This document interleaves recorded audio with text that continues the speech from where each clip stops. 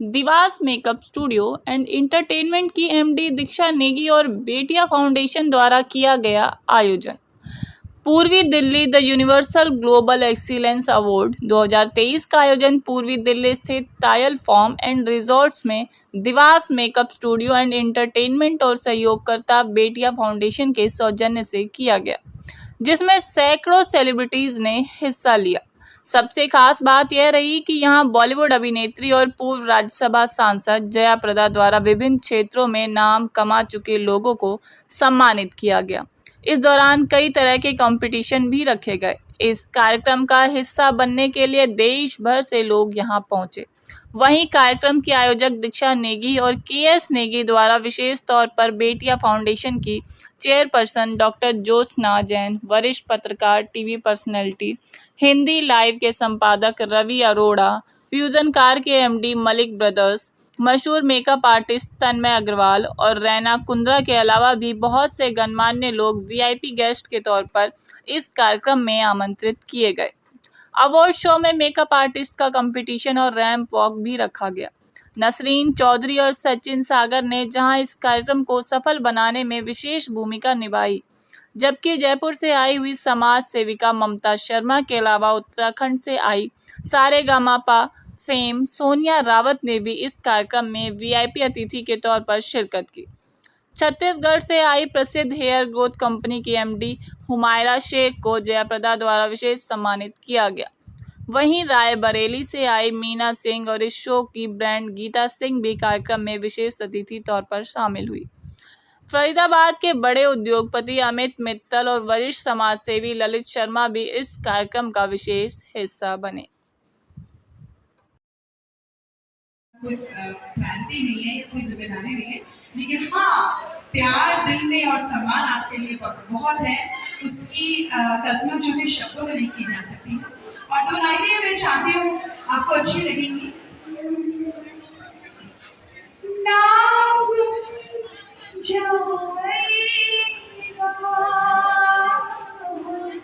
आज हमारे साथ है नेशनल एनजीओ बेटिया फाउंडेशन की राष्ट्रीय अध्यक्ष डॉक्टर ज्योत्सना जी, तो जिनसे हम ये जानना चाहते हैं कि आज इस कार्यक्रम में बेटिया फाउंडेशन का क्या कुछ रोल है।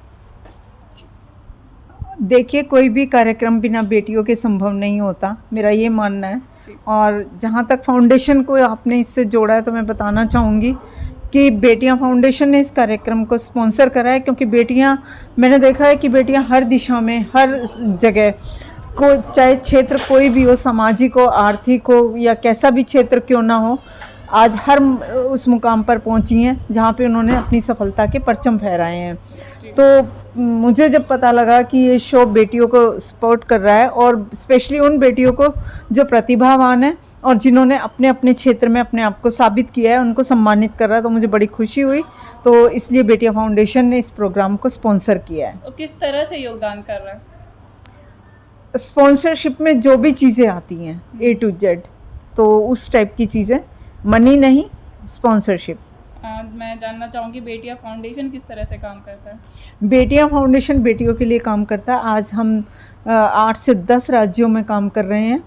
हम बेटियों के संरक्षण और संवरण के लिए पूरी तरीके से कटिबद्ध है। कहीं भी कुछ भी बेटियों के प्रति अपराध होता है या घरेलू हिंसा होती है या सामाजिक शोषण होता है, बलात्कार होता है या किसी भी तरीके का व्यभिचार उनके साथ होता है, तो बेटियां फाउंडेशन अपनी दस्तक जरूर देती है, वहाँ पे अपनी उपस्थिति दर्ज कराती है, यथासंभव उन बेटियों की सहायता करती है। अभी हिमाचल में हम लोग गरीब कन्याओं के 151 शादियाँ करवा चुके हैं कम से कम, और 100 से ऊपर हमने रेप केस सॉल्व करे हैं, जिनमें वो छोटी बच्चियां होती हैं जो किसी ना किसी से शिकार बन जाती हैं और फिर उनके घर वाले भी उनको सपोर्ट नहीं करते। ऐसे में बेटियां फाउंडेशन उनको सपोर्ट करता है। उनके विवाह तक हमने कराए हैं, उनको एजुकेशन भी दिलवाते हैं। और पिछले 4 सालों से हम हाइजीन पे काम कर रहे हैं। मैंने देखा है कि जो गरीब तबके की महिलाएं होती हैं वो भले ही 4,000 कमाती हों या 40,000 कमाती हों, लेकिन 4 रुपये अपने ऊपर खर्च नहीं कर पाती हैं। उसका कारण होता है कि वो अज्ञानता है उनके भीतर। उनको ये पता ही नहीं कि शारीरिक और मानसिक रूप से सुरक्षित रहने के लिए हमें क्या करना चाहिए। तो इसके लिए हमने door to door sanitary napkin हम उनकी काउंसलिंग करते हैं और उनको कपड़ा छुड़वा के नैपकिन पर जोड़ देते हैं ताकि वो शारीरिक रूप से स्वस्थ रहें। दूसरा, कमोड शावर पे हम लोग काम कर रहे हैं। आपने देखा होगा पब्लिक प्लेसों पे, जितने भी पब्लिक प्लेस हैं वहाँ पर टॉयलेट बना दिया जाता है, नीचे टूटी लगा दी जाती है और मग्गा रख दिया जाता है। तो हमारा स्लोगन है कि मग्गा हटाओ सुरक्षा बढ़ाओ। और मोदी जी कहते हैं बेटी बचाओ बेटी पढ़ाओ, मैं कहती हूँ बचेगी बेटी तभी तो पढ़ेगी बेटी। तो इन मुद्दों पर हम लोग काम कर रहे हैं, क्योंकि उन्हें पता ही नहीं, जब हम मैंने कितनी जगह देखा है कि साबुन वगैरह नहीं मिलता तो लोग क्या करते हैं, वहीं से मिट्टी उठाते हैं और हाथ धो लेते हैं। उन्हें ये इस चीज़ का ज्ञान नहीं होता कि हमारे अंदर कितने अनजाने जीव जा रहे हैं और कितनी बीमारियां हमारे भीतर पनप जाती हैं। तो हाइजीन की दृष्टि से हम इन 2 मुद्दों पर स्पेशली काम कर रहे हैं। और भी जितनी भी समस्याएं होती हैं, बेटियां फाउंडेशन उन सब पर अपनी आवाज़ उठाती है, उनका सहयोग करती है। और मेरी हर ज़िले से यहाँ पर टीम आई हुई है। यहाँ हिमाचल के लोग हैं, MP के लोग हैं, UP से आए हुए हैं, उत्तराखंड से आए हुए हैं, दिल्ली के टीम के लोग आए हुए हैं। तो इस तरीके से सभी जगह हम लोग बेटियां फाउंडेशन के तहत बेटियों पर काम कर रहे हैं। क्या सरकार मदद करती है? देखिए, जहाँ तक मदद की बात है ना, तो मैं किसी पे डिपेंड नहीं हूँ। हालांकि सरकार से अभी तक मुझे कुछ मिला नहीं है, लेकिन हम इतने समर्थ हैं कि अगर करने की भावना है तो मेरे जितने भी बच्चे हैं, जितने भी मेरे वॉलंटियर हैं या जितने भी पदाधिकारी हैं, वो सब कुछ ना कुछ अपने पास से दूसरों के छोटे छोटे सहयोग लेकर वो इस संस्था को आगे बढ़ा रहे हैं, जी जान से काम में लगे हुए हैं। और आपको हमारा काम दिखाई देगा, आप सर्च कीजिए, हमारी वेबसाइट सर्च कीजिए, फेसबुक पेज सर्च कीजिए, काम दिखता है। आप उन राज्यों में जाइए और पता कीजिए बेटिया फाउंडेशन के बारे में। आप चैनल के द्वारा क्या संदेश देना चाहेंगी? मैं यही संदेश देना चाहूँगी कि बेटियां किसी की बपोती नहीं हैं, वो समर्थ हैं, सक्षम हैं। उनको अपने पंखों के सहारे उड़ने दें, बंधन ना लगाएं, व्यभिचार और अभिचार की दृष्टि से उन्हें ना देखा जाए। दूसरा, मैंने देखा है कि भ्रूण हत्याएं बहुत होती हैं, अनजाने बच्चे, मैंने कितनी बार अपनी आंखों से देखा है कि छोटी छोटी बच्चियों को मार दिया जाता है और बहा दिया जाता है नदी में। तो मैं समाज से यही अपील करना चाहूँगी, जिस भी किसी को अगर अपनी बेटी बोझ लगती है तो वो बेटियां फाउंडेशन से कांटेक्ट करे। बेटियां फाउंडेशन उनका पूरा जिम्मा लेगी, उन्हें पालेगी और उन्हें एक जिम्मेदार नागरिक बनाएगी।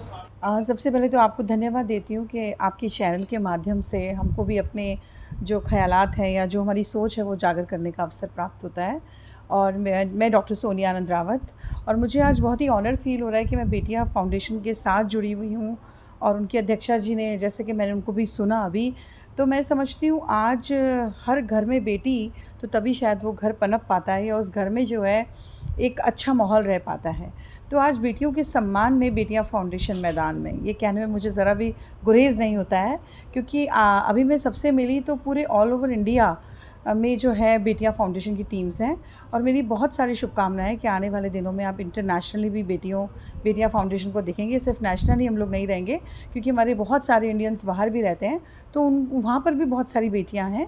अगर किसी को कोई आवश्यकता होती है तो बेटियां फाउंडेशन के नाते मैं भी आज अगर यहाँ पर आई हूँ तो एक फाउंडेशन के सपोर्ट के लिए, और क्योंकि मैं खुद भी अपनी फाउंडेशंस चलाती हूँ, लेकिन मुझे बहुत खुशी है कि आज मैं बेटियां फाउंडेशन के साथ जुड़ी हूँ और उसके साथ काम करने का अवसर मुझे मिला है। आपसे आपके विचार साझा चाहूँगी कि आप बताएं कि दिल्ली जैसे शहर में भी आज के टाइम में जहाँ बेटियों के लिए इतना कार्य हो रहा है, लेकिन फिर भी क्राइम तो रुक नहीं रहा है। आप देख रहे हो कि रोज़ समाचार आते ही हैं कि यहाँ पे ये हो गया, वहाँ पे ये हो गया। तो क्या कहना चाहेंगे, ये क्यों हो रहा है, क्यों नहीं रुक रहा? देखिए, बेटियों की सुरक्षा पर बहुत सारे लोगों को एक होना पड़ेगा, सबसे पहली बात।